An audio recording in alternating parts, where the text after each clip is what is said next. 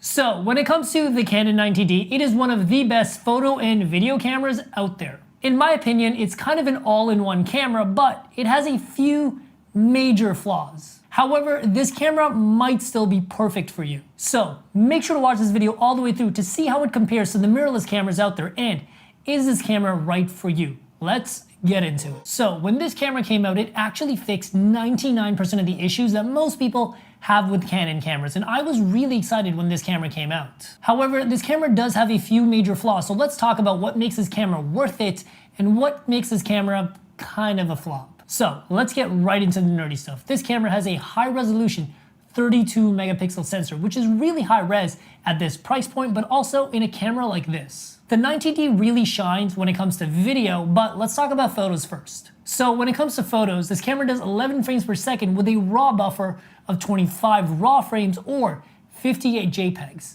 And that is really fast. This camera would be perfect for anything like wildlife photography, sports, dance, fashion, anything with a lot of action. And it does all of this with continuous autofocus. However, one thing that I should mention is that the autofocus when it comes to photos is way better in the live view on the back screen than through the optical viewfinder. I'll talk more about that in the autofocus section. So next up, let's talk about what I'm really excited for, and that is video features. One of the biggest things that Canon fixed with this camera was that when you go into 4K mode, the camera does not crop. Until this camera, basically every single Canon camera would crop in 4K mode, and this was the first one to give you a full sensor readout. So when it comes to 4K, it does both 24 and 30 frames per second with zero crop. And when it comes to full HD, it does up to 60 frames per second with a special high speed mode that does 120 frames per second.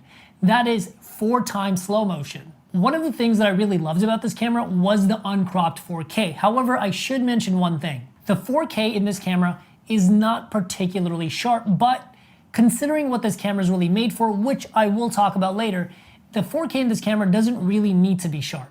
It's not the sharpest 4K when you compare it to something like a Sony or a Lumix. However, this camera does have one major flaw which might make it a deal breaker for some of you, which is also the same reason it does not have very sharp 4K. This camera does not have any cinema profiles. It does not have hybrid log gamma, does not have C-Log, anything like that. It does have a neutral profile that you can go in there and tweak to make it even flatter, but it doesn't really expand your dynamic range, and most cinema profiles are meant to expand the dynamic range of the camera so that you can get the most out of that sensor. And the truth is, Canon did not mean for this to be a cinema camera whatsoever. This is meant to be a documentary camera, a content creator camera, a YouTube camera. This is not meant to be a cinematic camera where you really finesse and tweak the image, which is the same reason they didn't make the 4K in this camera super sharp. People who are vlogging, creating content, doing documentary work don't need super sharp 4K. They're not zooming into their 4K, but people that are making movies and commercials definitely are. However,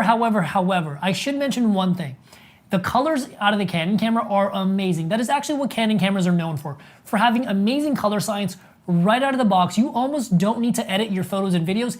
Everything looks good just straight out of the camera. And what Canon really excels at is skin tone. If you're shooting a lot of people, something about Canon cameras just always makes people look attractive. Also, if you're someone that's daily vlogging or just turning your content around really quickly and you don't have time to color grade it, this is a great camera for you because it's going to help speed up your workflow.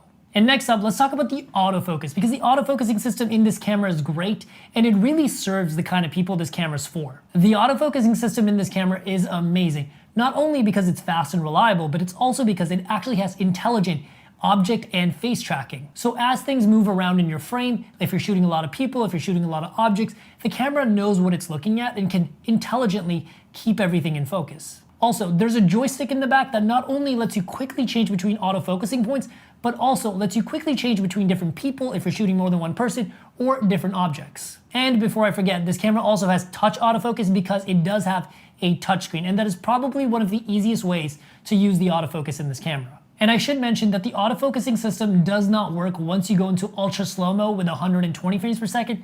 However, that's most cameras. Also, in case you're wondering, this camera is a vlogging beast.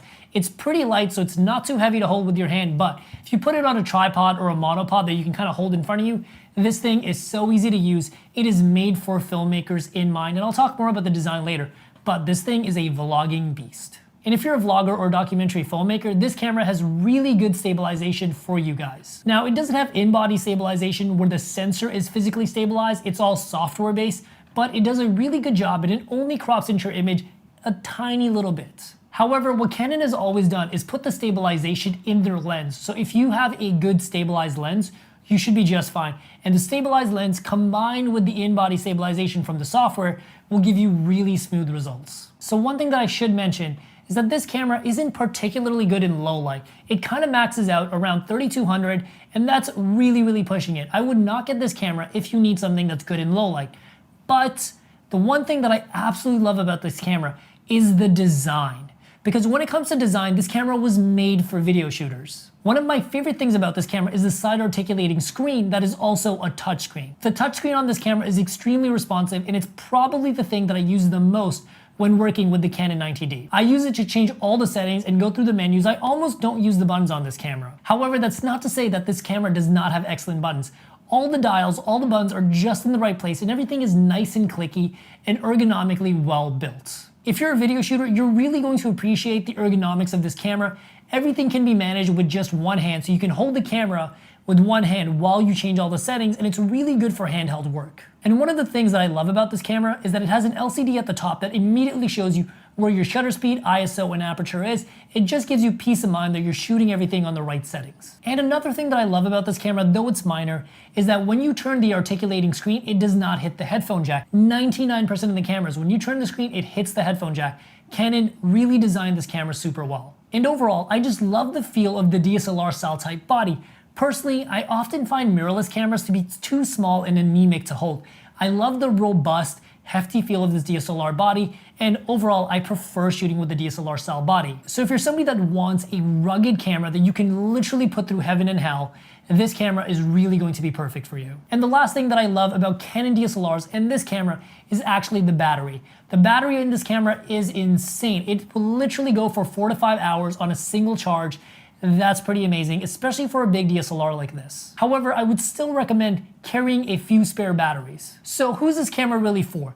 This camera is for somebody that wants a DSLR that does both photos and videos really well. Most of the cameras out there are actually mirrorless now, and most people also don't like the smaller feel of the mirrorless bodies. However, if you're someone that's okay with the mirrorless body, I would actually recommend going for something like the Sony a6600 or the Canon M6 Mark II, because while those cameras are smaller, you're going to get pretty much the same performance. However, those cameras aren't really designed to be work cameras like the Canon 90D is. The reason I would get the Canon 90D for video is that this camera is designed to be a professional work camera.